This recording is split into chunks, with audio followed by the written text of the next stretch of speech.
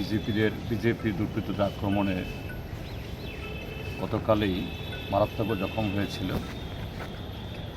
যেগুলো হসপিটালে আজকে জরুরি অপারেশন করা হয়েছিল, কিন্তু তার জীবন আর রক্ষিত হলো না। এটা শুধু কমরেড বাদল শীলের মৃত্যু নয়, ত্রিপুরাজ্যে গণতন্ত্রের মৃত্যু।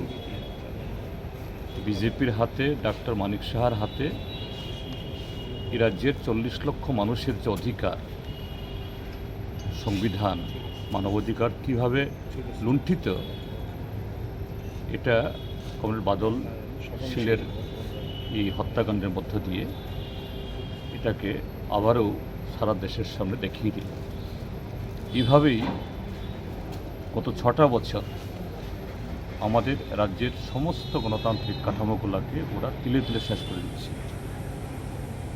আমরা আহ্বান জানাবো ত্রিপুরাজ্যবাসীকে, সমস্ত যে ধর্মনিরপেক্ষ গণতান্ত্রিক এবং শান্তিকামী মানুষকে, এর বিরুদ্ধে যদি আমরা সোচ্চার না হতে পারি, এগিয়ে না আসি, আজকে এক মাসুম এক কন্যা মাত্র ইউনিভার্সিটিতে ভর্তি হয়েছে, অকালে পিতৃহারা হলো,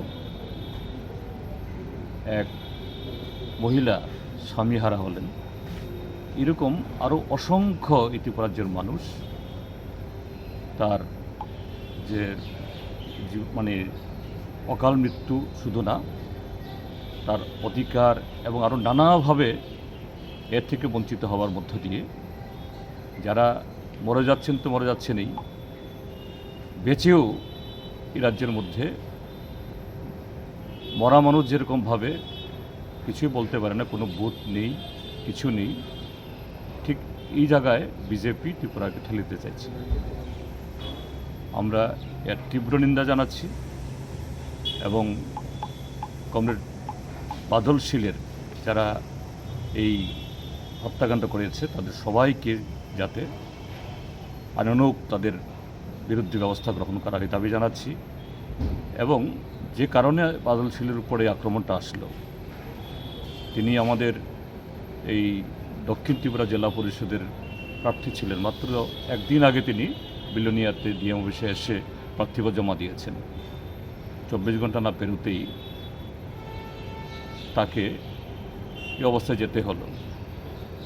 যে এইভাবে আরও কত ঘটনা ঘটাবে তার আমরা জানি না। আমরা এর বিরুদ্ধে গণতান্ত্রিকভাবে এই রাজ্যের সকল অংশের মানুষের কাছে এই সরকারের এই স্বৈরাচারী নীতি এবং মানুষ পণ্ডিতের বিরুদ্ধে সোচ্চার হওয়ার জন্য আহ্বান জানাব।